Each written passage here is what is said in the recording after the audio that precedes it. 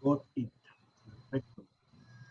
Una duda, no sé si ustedes me pueden informar dónde coloco el apuntador o el mismo o la misma flechita del mouse me sirve como apuntador dentro de la presentación. Afirmativo, Víctor. El mouse te sirve de apuntador y Sí, acá ya abajo, lo tengo aquí, ya lo puse como a la pura anfitrión. mitad dice share screen, ahí vas a compartir el PowerPoint. Sí, en donde dice share screen, ¿no? Afirmativo. Ok, ahorita ya los voy a poner en vivo, ¿sale? Y el mouse te va a servir como un señalador. Sale, pues, vale. Perfecto. Ya viene Felipe en camino. Sí, nomás dale chance a Eric porque tiene que activar el Zoom, el Facebook también. En Facebook, sí, sin problema. Sí, en un minutito ya estamos listos, doctor. Sí, sin problema. No pasa nada.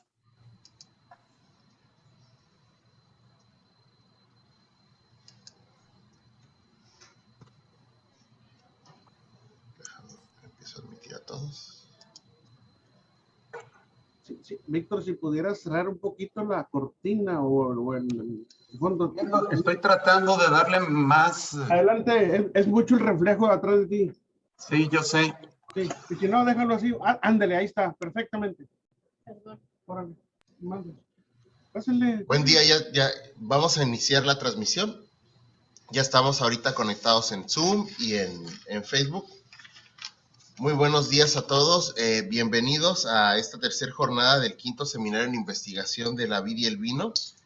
Queremos agradecer su asistencia a nombre de la Facultad de Enología y Gastronomía de la Universidad Autónoma de Baja California y del Colegio de la Frontera Norte. Les vamos a presentar en esta segunda actividad del día de hoy la ponencia de maduración de la uva y semilla a cargo del doctor Víctor Alfonso Macías Carranza. Bienvenido, doctor. Agradecemos mucho su participación en este seminario. Gracias a ustedes por invitarme. Bueno, voy a comentarles un poquito del currículum del doctor y después daremos paso a su presentación.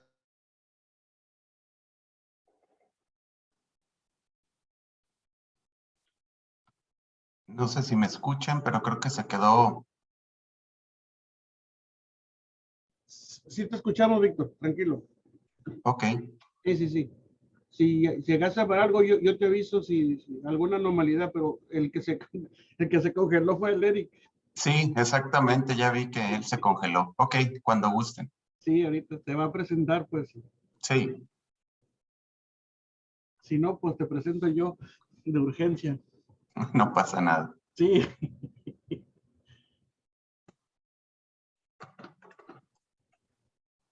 Exacto.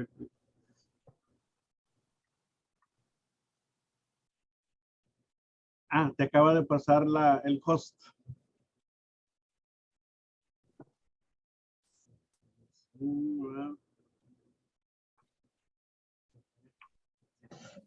Se fue el Eric. Bueno, entonces lo presento yo.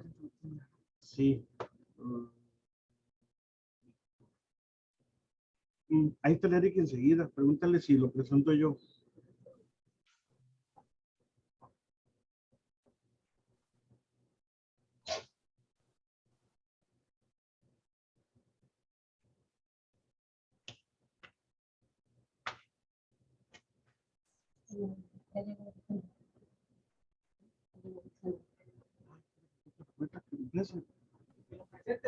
Ok, muy buenos días. Ante una anomalidad con Eric Ocon, me voy a permitir presentar al doctor Víctor Alfonso Macías Carranza.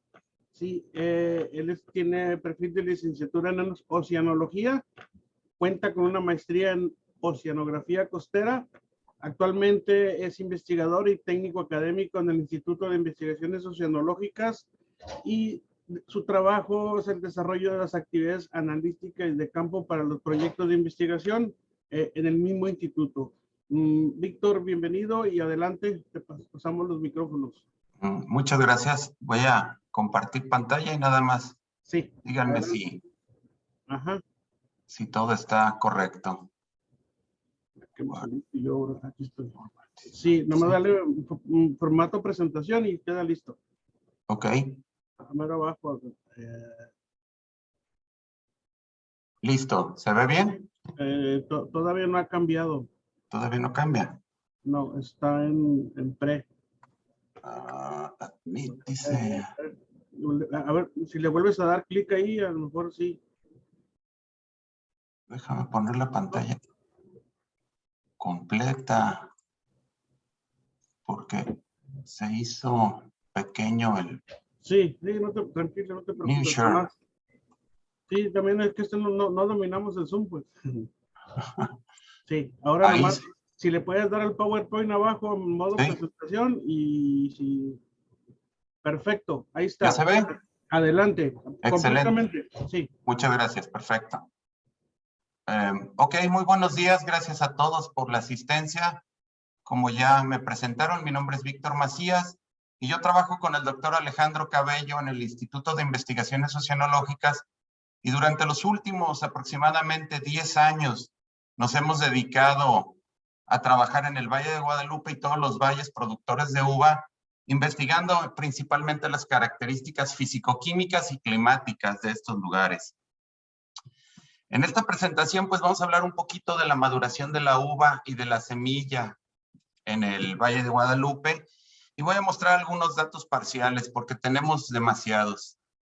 Bueno, la estructura de esta presentación pues va a incluir una pequeña introducción, vamos a hablar de la maduración de las uvas y vamos a hablar una parte muy importante que es los polifenoles en la semilla de las uvas y cómo contribuyen al vino.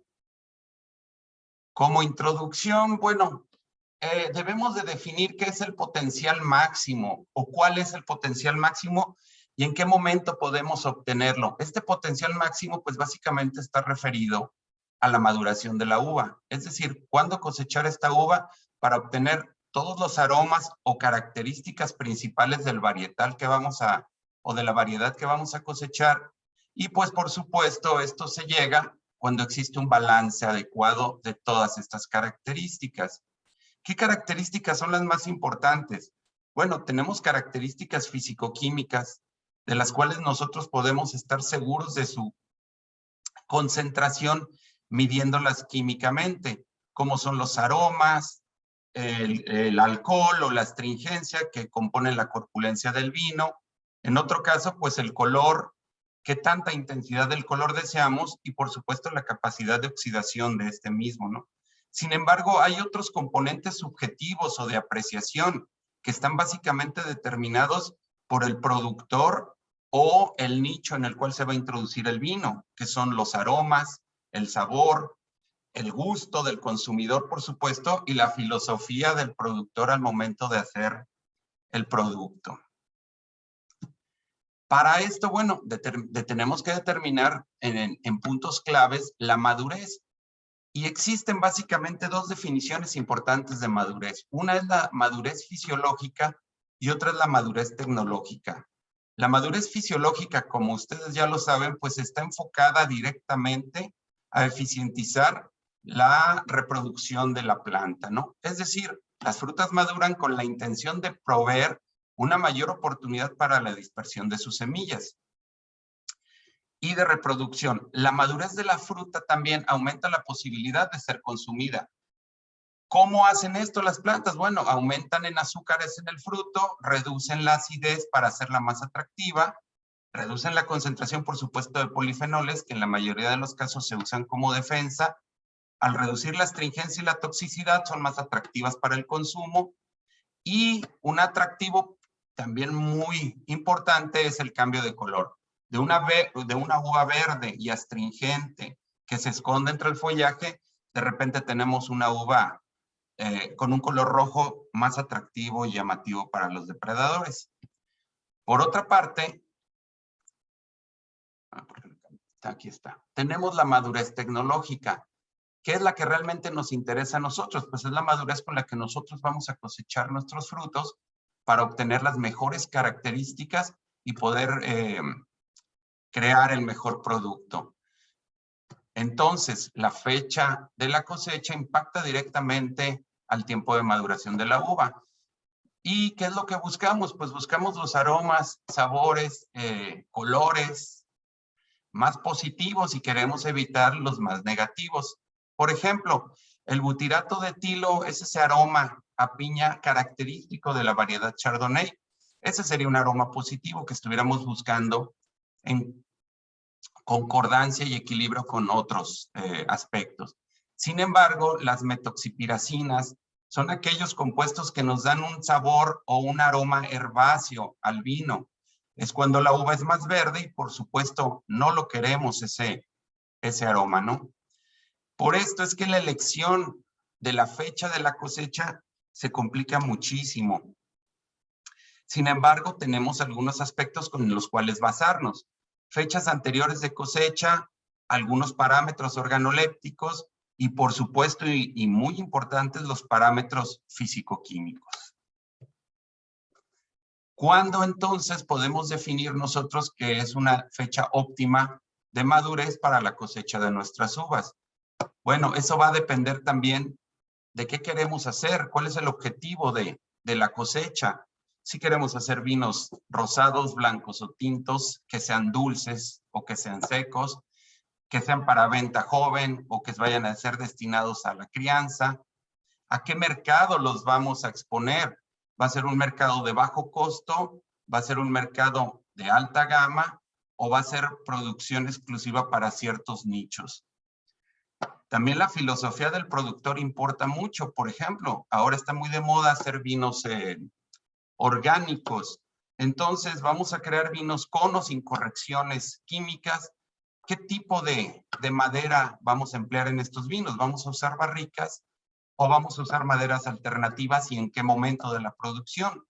La madera alternativa, ustedes ya lo saben, pueden ser pellets, pueden ser acerrín, pueden ser otro tipo de pedacitos de madera, ¿no?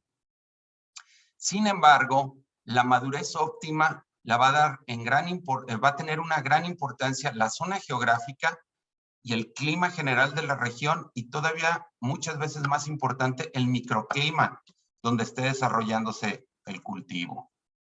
Es por esto que es difícil establecer un criterio único de madurez.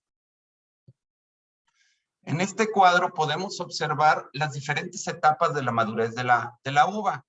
En el eje de las Y podemos ver un aumento en la concentración de diferentes cosas o del tamaño de la uva, y en el eje de las X es el número de días después de la floración. En la primera mitad de la gráfica podemos observar cómo se forma la baya. Existe un aumento en la concentración de polifenoles, un aumento en la concentración de óxidos orgánicos y también un aumento en el flujo del xilema y del fluema. Sin embargo, en la etapa de maduración que vemos en la parte derecha, se observa un aumento en el tamaño de la uva, por supuesto después del embero, pero también una disminución de los ácidos orgánicos. Sin embargo, el aumento de las azúcares, de otros productos como los antocianos y los componentes orgánicos también aumentan y se concentran más en la uva. En todos estos procesos de maduración, siempre está implícito el clima. Es decir, el clima impacta durante todo el proceso y eso dificulta de cierta manera definir cuándo vamos a cosechar nuestra uva, cuándo está lo suficientemente madura para cosechar nuestra uva. Otra parte importante es que diferentes variedades de uva pues maduran en diferentes momentos o en diferentes climas. En este cuadro podemos observar diferentes variedades de uva y las características o los promedios de temperatura más importantes para que exista una maduración equilibrada. Como pueden ver, pues todas las uvas verdes, ustedes ya lo saben, o todas las uvas blancas, maduran en climas más frescos, mientras que las uvas tintas maduran en climas más cálidos. Sin embargo, las variedades tienen un rango de temperatura óptimo para la madurez. Es decir, si nosotros podemos lograr ese rango de temperatura óptimo, seguramente estaríamos cosechando uvas con un equilibrio muy bueno en todas sus características físico-químicas. Fuera de este rango, por supuesto, pues ese balance se modifica. La fecha de cosecha está influenciada por muchos parámetros. Esto es súper importante, ya que no podemos tener el control de todos los parámetros, pero sí podemos determinar cuáles son los más importantes y mejores. ¿Qué parámetros Pues los fisiológicos, la variedad es un parámetro muy importante, los sólidos solubles o el contenido de azúcar, por supuesto, pH, polifenoles, etcétera. Estos parámetros de alguna manera los podemos monitorear y controlar. Sin embargo, hay otros parámetros como los socioeconómicos, mano de obra disponible. Si no tenemos mano de obra disponible, seguramente todas estas cosechas van a retrasarse. Aunque estén en un balance adecuado, no podemos colectar nuestras uvas porque no tenemos gente disponible. Otros aspectos como los logísticos, también es muy común que las bodegas productoras no tengan disponibilidad de tanques. Esto igualmente retrasa la cosecha. Y por otra parte, los factores climáticos. Si tenemos amenazas de lluvias, seguramente vamos a tener que adelantar la cosecha para evitar otras consecuencias negativas. Entonces, todos estos factores limitan el describir las fechas de maduración y de cosecha óptimas para nuestros productos. Entonces, el objetivo de este trabajo es establecer los parámetros de maduración de las uvas en Baja California. Pero bueno, hay que preguntarnos, ¿cómo varían las propiedades físico-químicas de nuestras uvas? ¿Existirán diferencias entre los parámetros de maduración, entre las variedades y dentro de los diferentes microclimas en la misma región? ¿Y cómo se relaciona la madurez de las semillas y la madurez química de las uvas en Baja California? No hay muchos trabajos en la región de esto, entonces este es un aspecto importante por lo cual hemos desarrollado esta línea de trabajo, ¿no? ¿Qué método usamos? Pues el método es relativamente sencillo en cuanto a la colecta. Vamos al campo, colectamos entre 200 y 400 bayas por cultivar. Se hizo un muestreo, o se sigue haciendo un muestreo semanal a partir del embero. Llevamos con este muestreo alrededor de 11 años. Todos los hemos hecho en 5 o 6 viñedos, dependiendo de la disponibilidad. Y los análisis que hemos realizado, pues son los básicos: sólidos solubles, que son básicamente concentración de azúcares, pH, la acidez total o titulable, el YAN, que es el nitrógeno asimilable por las levaduras, y los polifenoles totales.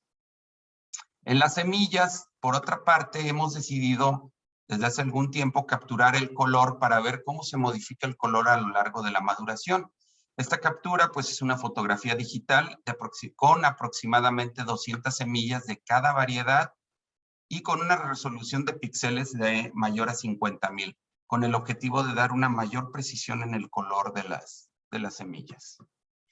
Bueno, entrando en materia, aquí les quiero mostrar cómo se comporta la maduración de las diferentes variedades de uva en el Valle de Guadalupe, en los aspectos básicos, ¿no? Que es azúcar, pH y acidez titulable.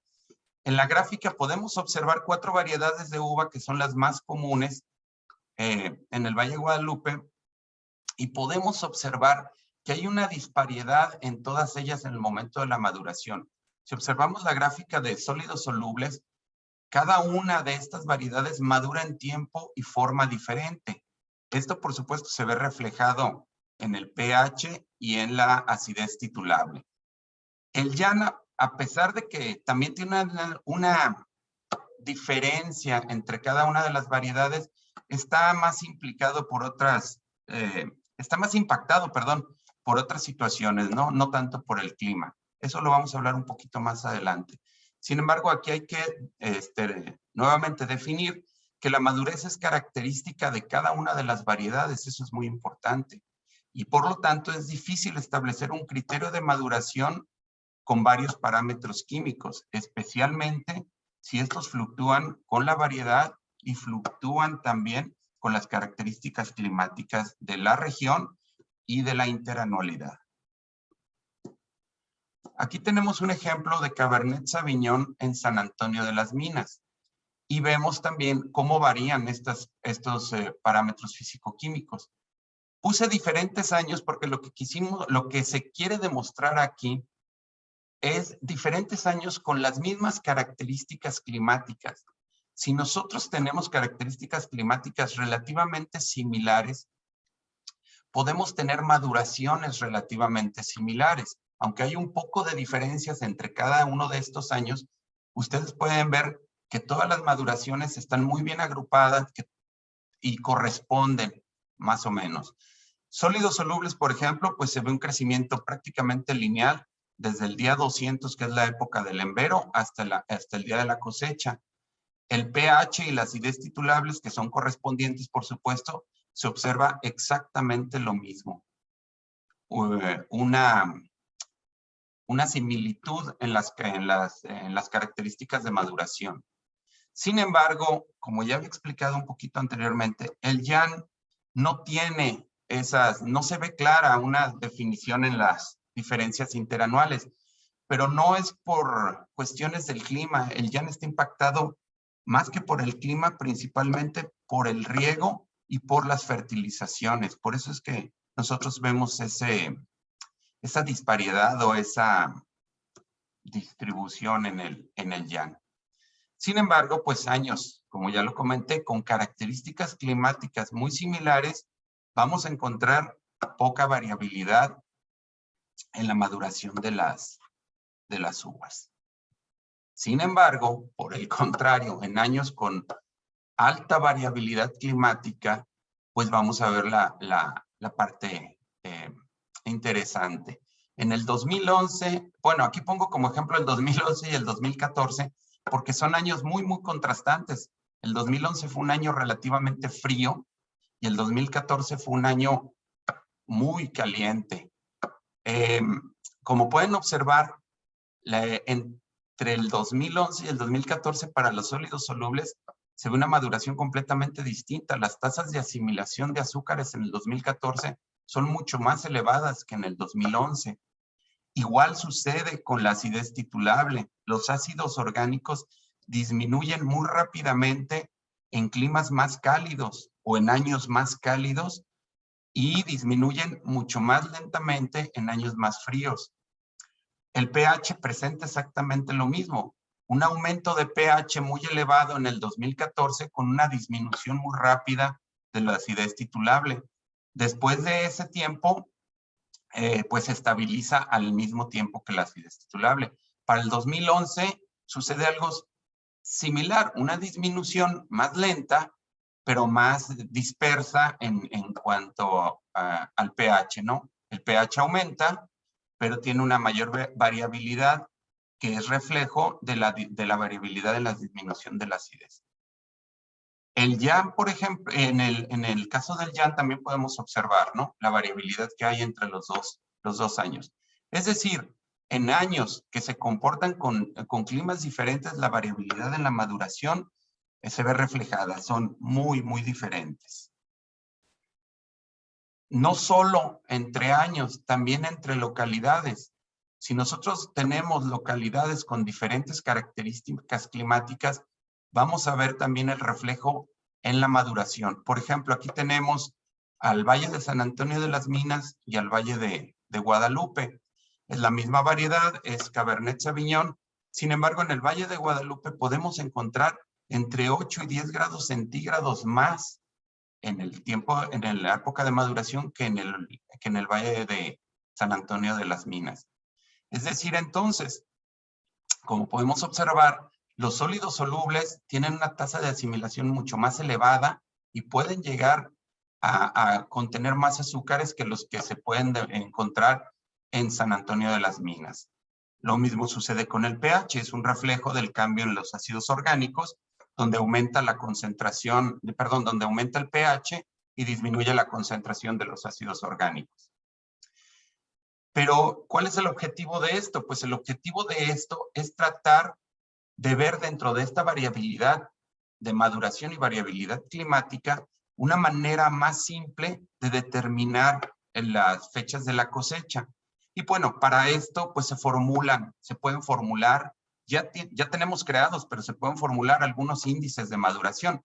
Es decir, nos facilitan la fecha de cosecha. En el último recuadro podemos observar un índice de maduración. Está conformado por los Brix y el pH al cuadrado. Estos índices de maduración tienen que estar dispuestos en un balance de las características físico-químicas a los que se desea llegar. Y eso pues solamente lo puede poner el productor. En un momento vamos a explicar un poquito más sobre esto. Las conclusiones entonces de esta parte serían: la variabilidad de los parámetros químicos es alta entre las variedades. Años con climas similares pues producen poca variabilidad en los parámetros físico-químicos. Años, por el contrario, años climáticos diferentes pues producen mucha variabilidad. Ya lo demostramos. Entonces, pues a raíz de esto es difícil establecer un parámetro único de maduración a través del tiempo. Para esto ya les había indicado, bueno, los índices de maduración nos ayudan mucho para determinar la fecha de cosecha. Pero ¿qué índices de maduración podemos nosotros utilizar? Los parámetros físico-químicos son los más importantes, diría yo. Entre ellos, pues está el Brix, el pH, la acidez titulable y entre otros, el ácido, los polifenoles, etcétera. Pero combinar estos parámetros para producir índices que nos permitan tener una relación entre el balance de las características, pues es muy importante, porque ese balance de las características es el que estamos buscando. ¿Qué índices se usan habitualmente? Pues se usa el Brix entre la acidez titulable, o el Brix por el pH, o el Brix por el pH al cuadrado.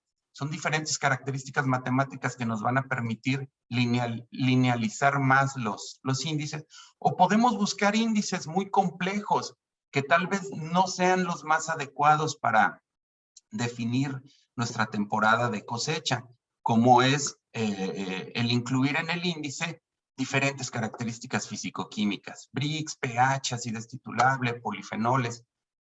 Eso queda a reserva estricta del productor y del tipo de vinos que se quieran producir, ya lo habíamos dejado en claro. Entonces, pues todos los índices van a ser impactados definitivamente por las condiciones climáticas. Aquí tenemos un ejemplo de cómo se pueden aplicar estos índices. Este es tempranillo en el 2013 para San Antonio de las Minas. Aquí podemos ver en la gráfica que los sólidos solubles o la cantidad de azúcares o los Brix, como ustedes estén más acostumbrados a usarlos, llegan en el día 210 aproximadamente después del embero al máximo de 24 Brix, y ahí más o menos se mantienen hasta el día 240. Sin embargo, el pH no sucede lo mismo. Va aumentando a partir del día 210 y sigue aumentando y aumentando y aumentando. ¿Qué necesitamos hacer aquí? Pues necesitamos hacer un balance de las características físico-químicas en el cual nosotros decidamos qué es lo mejor para cosechar nuestra uva. Es decir, entre el día 220 y 230 tenemos un balance entre el pH y el azúcar más o menos adecuado. pH es de 3.6 y azúcar es de 24. Y con estos datos, aplicando el índice de maduración Brix por pH al cuadrado, podemos establecer un rango del índice de maduración entre 210 y 260 de índice de maduración, que sería el óptimo en este caso para nuestras uvas. Es por esto entonces que el índice linealiza la maduración y puede facilitar el rango óptimo para determinar nuestras cosechas. El balance entre el Brix y el pH debe de ser establecido por el productor nuevamente. Dependiendo de esas características específicas que se busquen, deben de establecerse los balances físico-químicos de la uva que se desea cosechar. Por favor, si me estoy acercando al tiempo, avísenme porque también me extiendo un poquito. Aquí tengo un ejemplo básicamente de los índices de maduración diferentes, ¿no? En todos ellos se establece un número donde se consideran que las características físico-químicas son las esenciales. Sin embargo, en la gráfica podemos observar diferentes años con climas muy similares, y si usamos el índice de maduración de Brix por pH al cuadrado, que en la actualidad es el de mayor uso, podemos observar que todas nuestras que en todos nuestros años la fecha de la cosecha está determinada por el mismo rango del índice, que va entre 220 y 260. Es decir, que en variabilidades interanuales con climas muy parecidos, pues, existe una menor variabilidad interanual en estos años. Es lo que quise comentar aquí. Pero no solo es la variabilidad interanual. Recordemos también que la variedad de uva es muy importante. Cada variedad de uva requiere que se le genere un índice de maduración. Entonces, las variedades pues presentan diferentes índices. Por lo tanto, es necesario establecer valores óptimos para cada variedad de uva. Y aquí lo podemos ver en la gráfica. Cada variedad de uva madura en diferente momento y por ello debemos establecer el índice de maduración. En conclusión, la variedad de parámetros químicos entre añadas puede ser alta y los índices pueden reducir y homogenizar esta variabilidad. Entonces, pueden ayudar a definir mucho más claramente la fecha de la cosecha. Ok, voy muy rápido, ya llegamos a polifenoles de la semilla. ¿Por qué es importante los polifenoles en la semilla? Ok, primero que nada, hay que definir un poquito los polifenoles. Bueno, los polifenoles son compuestos de origen vegetal. Se presentan, por supuesto, un grupo fenol y su función es muy diversa. Desde la activación y supresión de hormonas, protección ultravioleta, a la herbivoría, a infecciones, estructural, también protección contra el clima muy frío o muy cálido. Pero lo más importante de los polifenoles es que imparten astringencia a nuestros vinos. Y esa astringencia, bueno, es deseada hasta cierto punto y de diferentes maneras, ¿no? Pero ¿dónde se encuentran estos polifenoles? Principalmente los polifenoles en la baya o la uva se encuentran en la piel y en las semillas. La concentración y tipo de estos polifenoles van a variar en relación, por supuesto, con la variedad de la uva, con la maduración. Recordemos eso, es muy importante. El método de cultivo y otras características de las mismas variedades. Recientemente, digamos que de hace unos 5 años para acá, los polifenoles han sido considerados muy importantes en la producción de vino, ya que juegan un papel crítico en la astringencia del vino, como lo comentábamos. Es decir, qué tan amargo en algunos casos o qué tan suave sería esta astringencia. Pero también son importantes para otros propósitos, como la precipitación de proteínas, principalmente en los vinos tintos. Bueno, entonces se ha llegado a considerar en algunos casos más importante que la madurez química. Esto, por supuesto, es el criterio de cada uno de los productores. Sin embargo, recordemos que la madurez química es la que nos va a fortalecer y a dar la pauta para la cosecha bien balanceada de la uva. Para determinar la concentración de polifenoles en la semilla, se han propuesto diferentes esquemas. Uno de los más fáciles de desarrollar, pues es una escala de colores en la que se identifica el color de la semilla y el color se relaciona con la madurez fenólica. Es decir, entre más café esté la semilla, más madura es la concentración de polifenoles. Por el contrario, mientras más verde es la semilla, vamos a tener unos polifenoles más astringentes y más intensos. En este caso, para la uva carmenera, Freitz en 2010 creó esta escala de colores donde él decide que el color de 10 es el óptimo para la maduración de la semilla y por lo tanto para la cosecha de la uva. Sin embargo, este índice de color es igual para México. Esa es la pregunta que hay que hacernos. ¿Y es eficiente para determinar la fecha de la cosecha? Bueno, nosotros primero debemos de saber que los polifenoles de la semilla, la concentración de polifenoles en la semilla disminuye conforme aumenta el color de la semilla. Es decir, a mayor color de la semilla, menor concentración de polifenoles. Y por lo tanto, si vemos semillas más cafés, pues vamos a tener polifenoles con una mayor astringencia y con un menor amargor. Sin embargo, el grado de polimerización de la semilla también aumenta con la madurez. Es decir, disminuye la concentración de polifenoles en la semilla, pero aumenta el grado de polimerización. Y este grado de polimerización también aumenta la astringencia en los polifenoles.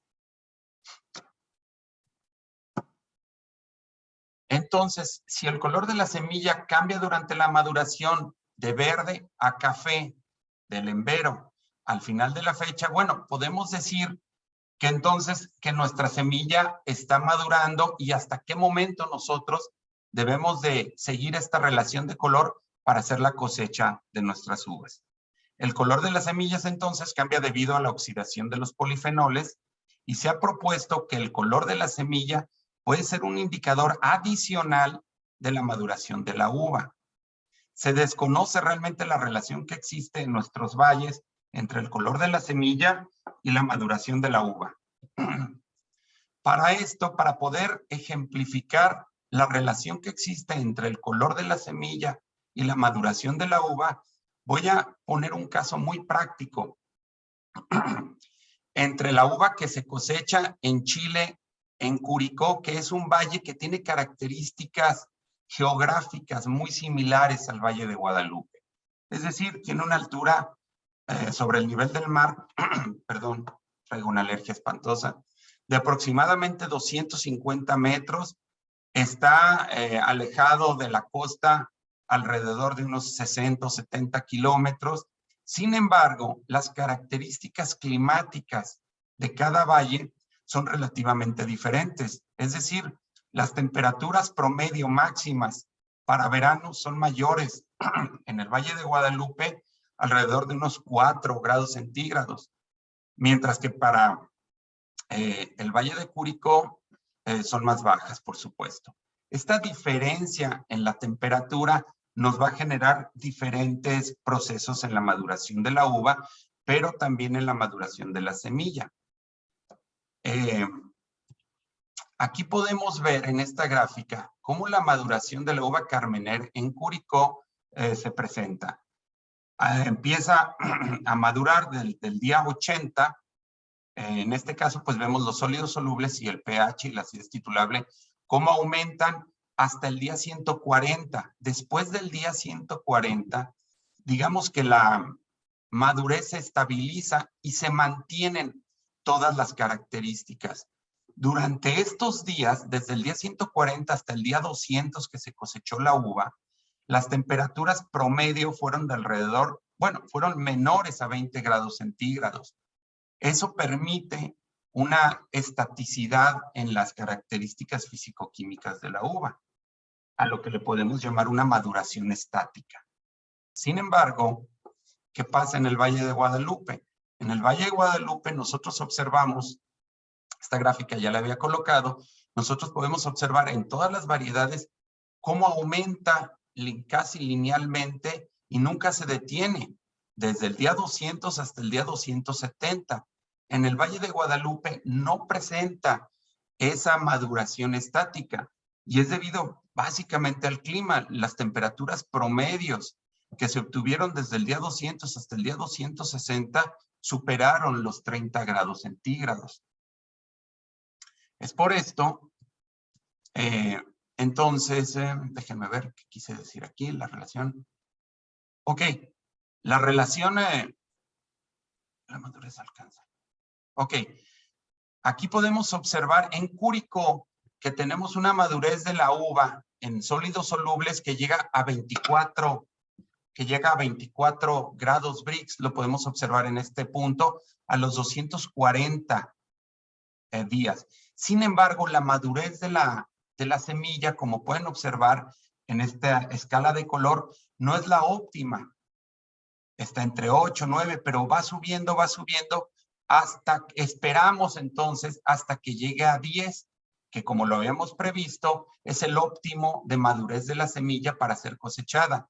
Con una maduración estática de los parámetros físico-químicos, como sucede en Curicó, nosotros podemos esperar a que el color de la semilla aumente hasta el momento en que ambas puedan ser cosechadas.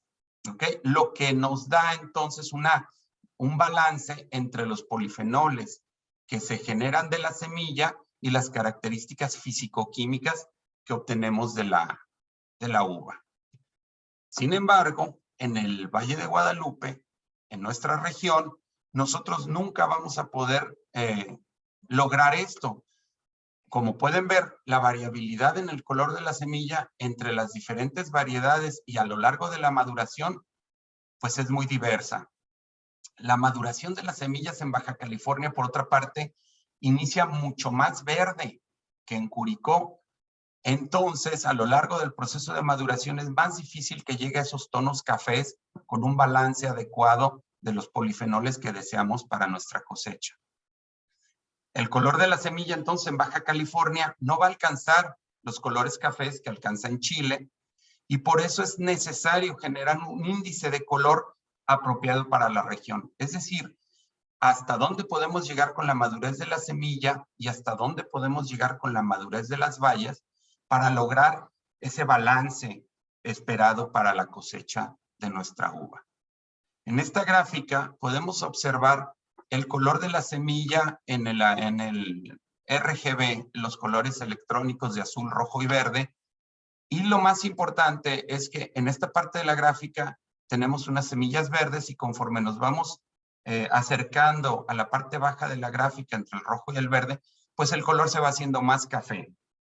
¿Qué pasa entonces con Curicó y con el Valle de Guadalupe? Que a pesar de ser valles similares, pero con características climáticas diferentes, nosotros en el Valle de Guadalupe nunca vamos a poder alcanzar los mismos aspectos de maduración de la semilla que se alcanzan en el Valle de Curicó. Y esto básicamente debido a los efectos del clima de la región. Bueno, para llegar al final, las conclusiones serían: polifenoles de la semilla aportan astringencia a los vinos, por supuesto, pero el color de la semilla puede ser utilizado como un factor en la madurez de la uva, como ya lo vimos. El color de las semillas y su correlación con la madurez no puede ser utilizado en otras regiones, es decir, no podemos utilizar los estudios que se hicieron en Curicó, por ejemplo, para determinar la madurez de nuestras semillas. Por lo tanto, es necesario generar índices de color no solo para cada región, para cada variedad y para cada microclima. Y en conclusiones generales, pues es importante evaluar las características organolépticas y correlacionarlas con la calidad del vino. Pero más importante es que no se puede generar un índice de maduración y aplicarse para todos los tipos de vino, todas las variedades de uva y todos los climas. Los polifenoles de las semillas aportan muy poco durante la maceración típica del vino. Sin embargo, recuerden, eso no quiere decir que no sean importantes. Podrían aportar mucha astringencia a los vinos no deseada. ¿Ok? Por mi parte es todo. Les agradezco que me hayan atendido y estamos en disposición de preguntas si ustedes lo desean. Muchas gracias, Víctor. Está muy interesante la ponencia. Te leo una de las preguntas. Dice, ¿existe sinergia entre el sector y la academia para este tipo de estudios tan importantes? Sí, de hecho sí existe, al grado de que pues la industria o los productores nos han permitido tomar muestras de sus viñedos, ¿no? Sí, sí, claro que sí. Si no, no se podría llevar a cabo todo este trabajo. Muy bien, tenemos otra pregunta. Dice, ¿considera que el cambio climático tendrá incidencia sobre los índices de maduración? Sí, definitivamente. Como ya lo expliqué, si cambia el clima, vamos a tener que modificar los índices de maduración. De hecho, no tendríamos que esperar a un cambio climático como tal. Los índices de maduración se van a modificar año con año y de región en región, ¿no? Pero definitivamente el cambio en las características climáticas globales van a afectar a esos índices de maduración definitivamente. Si alguien más gusta participar con alguna duda, pregunta para nuestro ponente.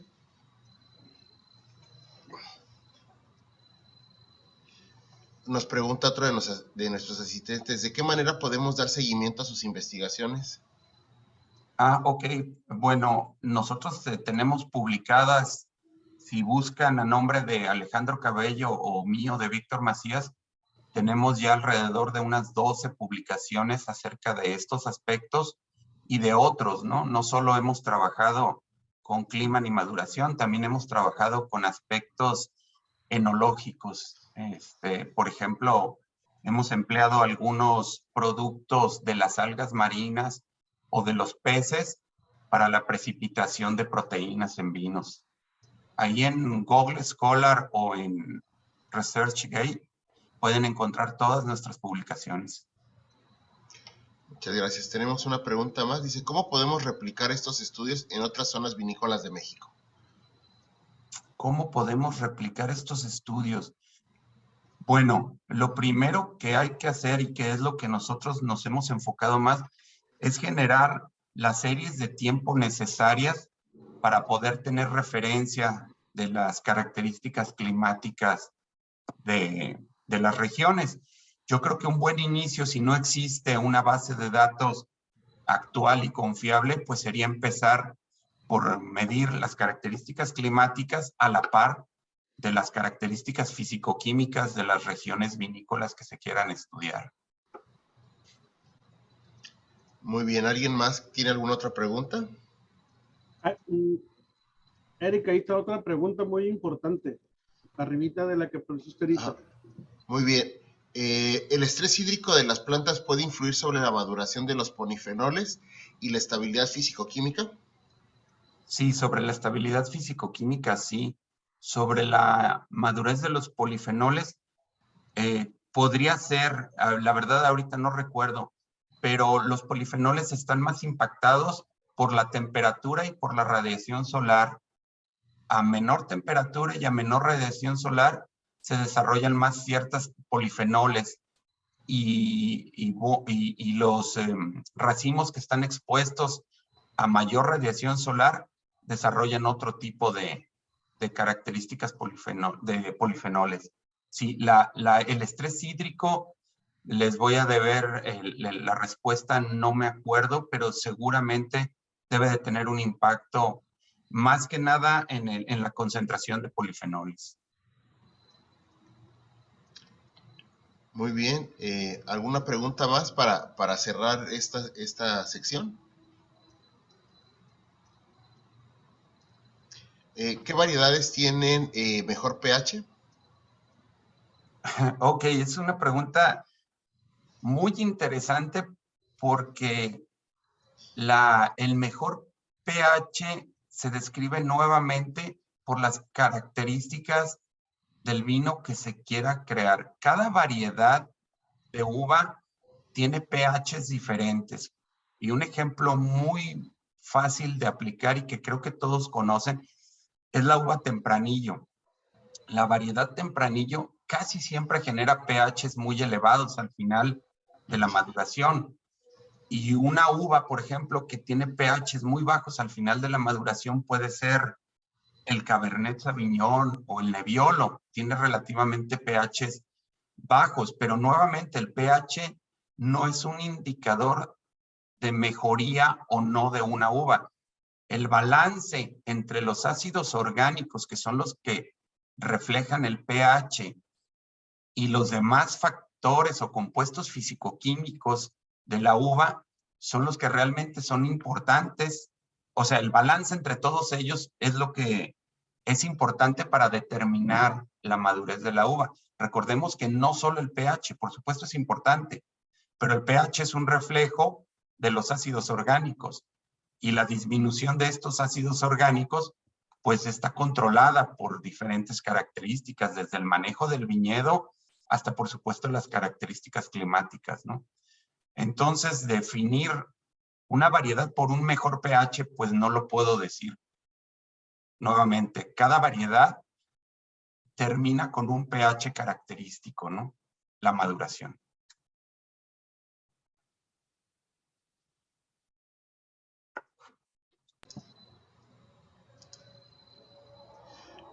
Muy bien, queremos agradecer a todos nuestros participantes por sus preguntas. Tenemos un tema muy interesante.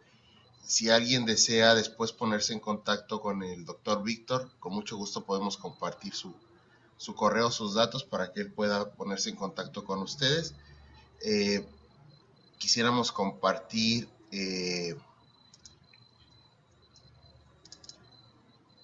la constancia que se le va a otorgar al doctor. Muchas gracias. Este reconocimiento, dice, Universidad Autónoma de Baja California, Facultad de Enología y Gastronomía, otorga el presente reconocimiento al doctor Víctor Macías Carranza por su valiosa participación en el 5º Seminario de Investigación de la Vida del Vino, con la ponencia titulada Maduración de la uva y semilla en el Valle de Guadalupe, llevado a cabo del 24 al 26 de noviembre del 2021, en Ensenada, Baja California, 26 de noviembre del 2021, por la razón plena de nombre, firmado por el maestro Alejandro Jiménez Hernández, director de la Facultad de Enología y Gastronomía. Pues agradecemos mucho a todos su participación. Al doctor sobre todo por esta gran ponencia, y los invitamos a seguir participando en este seminario, que tendremos una siguiente ponencia a partir de las 12. Agradecemos a todos por su participación. Muchas gracias a ustedes por atenderme y por invitarme. Que tengan todos un buen día. Muchísimas gracias a todos. Gracias. Hasta luego. Bye. Buen día. Bye.